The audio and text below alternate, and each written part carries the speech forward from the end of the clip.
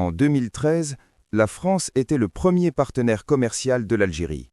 Aujourd'hui, c'est la Chine. Et personne ne t'a vraiment expliqué comment ce basculement s'est produit, ni ce qu'il signifie vraiment pour l'avenir de ton pays. Depuis 2013, la Chine est en tête du classement des pays exportateurs vers l'Algérie. Le pays asiatique a doublé la France, qui était pourtant le partenaire historique de l'Algérie pendant des décennies. Voilà la question que tout Algérien devrait se poser. Cette relation avec la Chine, est-ce vraiment un partenariat gagnant-gagnant ou est-ce que l'Algérie est en train de remplacer une dépendance par une autre? Assalamu alaikum. Dans cette vidéo, je vais décortiquer la relation Algérie-Chine sous tous les angles, les bénéfices réels, les risques cachés et les questions que personne ne pose officiellement. Reste jusqu'à la fin, parce que la réponse à cette question va définir l'avenir économique de l'Algérie pour les 30 prochaines années. La relation Algérie-Chine n'est pas nouvelle. Elle remonte à l'indépendance en 1962. La Chine était l'un des premiers pays à soutenir la révolution algérienne. Mais c'est depuis 2014 que tout s'est accéléré. La Chine et l'Algérie ont signé en 2014 l'accord de partenariat stratégique global visant à renforcer la coopération économique entre les deux pays. Puis en 2018, l'Algérie rejoint la route de la soie, l'initiative chinoise la plus ambitieuse de l'histoire moderne. Des milliers de milliards de dollars d'investissement dans des infrastructures partout dans le monde. Et pour l'Algérie, les projets arrivent rapidement. Dans le cadre de l'initiative La Ceinture et la Route, un grand nombre de projets d'infrastructures ont été achevés et mis en service, comme l'aéroport international Ouari Boumedienne, le Centre international de conférences d'Alger, l'autoroute Est-Ouest et la Grande Mosquée d'Alger. Des projets que tu utilises chaque jour. L'autoroute Est-Ouest, l'aéroport d'Alger, la Grande Mosquée, le centre de conférences. Tout ça construit par des entreprises chinoises. Voilà le bilan concret de ce partenariat en 2026. Les investissements chinois en Algérie atteignent actuellement près de 7 milliards de dollars, un montant qui continue encore de croître. 7 milliards de dollars d'investissement, c'est colossal pour une économie comme l'Algérie. Et en janvier 2026, une nouvelle décisive.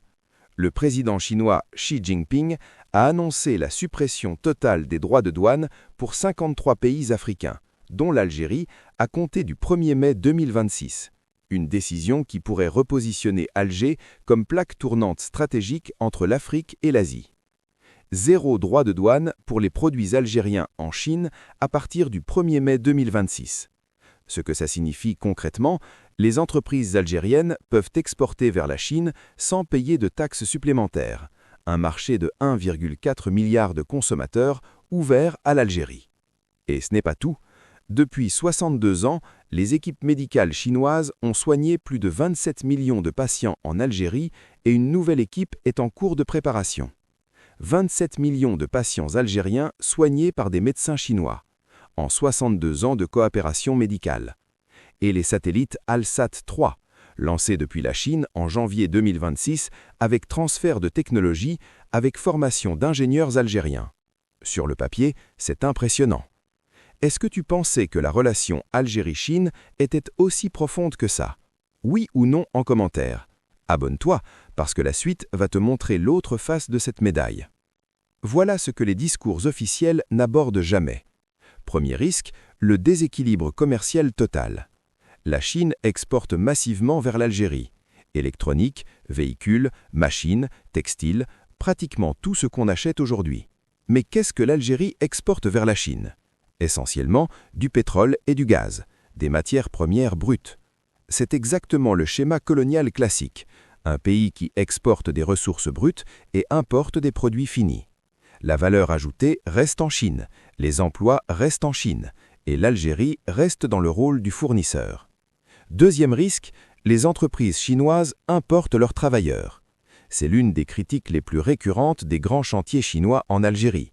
Des ouvriers chinois qui arrivent avec les projets, pas de transfert réel d'emplois vers les Algériens. Est-ce que les 7 milliards d'investissements chinois créent vraiment des emplois durables pour les Algériens, ou juste des chantiers temporaires gérés par des entreprises chinoises? Troisième risque, la dépendance technologique. L'ambassadeur chinois a insisté sur les opportunités grandissantes ouvertes par le secteur minier stratégique. Il a cité le méga-projet de Gara-Djibilet comme exemple concret de coopération structurante. Gara-Djibilet, le plus grand gisement de fer d'Afrique. Des entreprises chinoises impliquées dans son exploitation.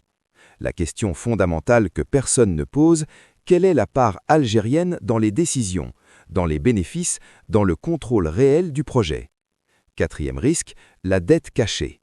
La route de la soie a un modèle économique connu.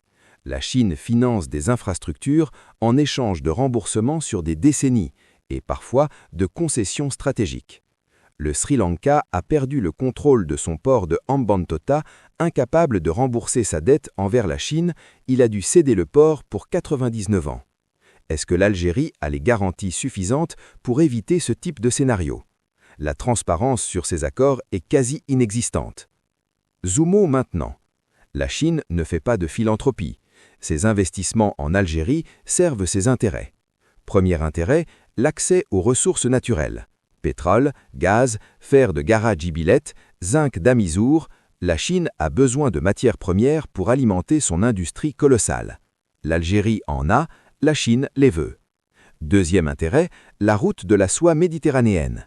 L'Algérie dispose d'atouts géographiques majeurs. Sa façade méditerranéenne, la route transsaharienne reliant l'Afrique du Nord au cœur du continent et des ports en développement comme celui de Cherchell, appelé à devenir une porte d'entrée essentielle vers le marché asiatique. Cherchell, le futur grand port algérien, financé en partie par des intérêts chinois. Stratégiquement placé sur la Méditerranée, pour la Chine, l'Algérie est un nœud logistique crucial entre l'Afrique subsaharienne et l'Europe, entre la Méditerranée et l'Atlantique. Troisième intérêt, le positionnement géopolitique. La Chine réaffirme que la position sur la question du Sahara occidental est inchangée et qu'une solution politique est la voie à suivre. La Chine est prête à maintenir une communication étroite avec l'Algérie et à travailler conjointement pour garantir le succès du deuxième sommet Chine-Pays arabes. La Chine soutient la position algérienne sur le Sahara, contre la position marocaine soutenue par les USA et la France. Ce n'est pas de la solidarité gratuite, c'est un alignement géopolitique calculé. En clair, quand la Chine soutient l'Algérie à l'ONU, elle s'assure que Alger reste dans son camp, et pas dans celui de Washington ou de Paris. Voilà la vraie question. L'Algérie a une tradition diplomatique solide. Elle a toujours cherché à équilibrer ses partenariats. Ni dans le camp américain, ni dans le camp soviétique pendant la guerre froide, ni dans le camp occidental, ni dans le camp russe ou chinois aujourd'hui. Mais l'équilibre est difficile à maintenir quand un partenaire représente autant. La Chine est maintenant le premier partenaire commercial, le premier constructeur d'infrastructures, le fournisseur de satellites militaires et un soutien diplomatique clé à l'ONU. C'est beaucoup pour un seul partenaire. Trop peut-être. Le véritable défi pour l'Algérie réside dans sa capacité à traduire cet avantage théorique en résultats concrets. Respect des normes internationales de qualité, efficacité des chaînes d'approvisionnement et coordination avec les partenaires continentaux. Et voilà la connexion que personne ne fait clairement. L'Algérie a quitté la dépendance française. Après 132 ans de colonisation, après des décennies de relations post-coloniales complexes. Elle ne peut pas se permettre de tomber dans une nouvelle dépendance, même si elle est présentée comme un partenariat, même si les mots utilisés sont « gagnant-gagnant ». L'histoire nous a appris que personne n'investit des milliards dans un pays étranger pour pure générosité. Algérie-Chine, 7 milliards d'investissements, satellites, infrastructures, médecins, 0 droit de douane à partir du 1er mai 2026. C'est impressionnant, mais c'est aussi le début d'une dépendance possible. La vraie question n'est pas si l'Algérie doit travailler avec la Chine. Elle n'a pas vraiment le choix. La Chine est trop puissante et trop présente pour être ignorée. La vraie question est, est-ce que l'Algérie négocie assez durement pour que ce partenariat profite vraiment à ses citoyens, et pas juste à ses grandes entreprises publiques et à ses partenaires chinois? Dis-moi en commentaire, tu penses que la relation Algérie-Chine est un partenariat réel ou une nouvelle dépendance? Un seul mot ou une phrase? Je lis tout.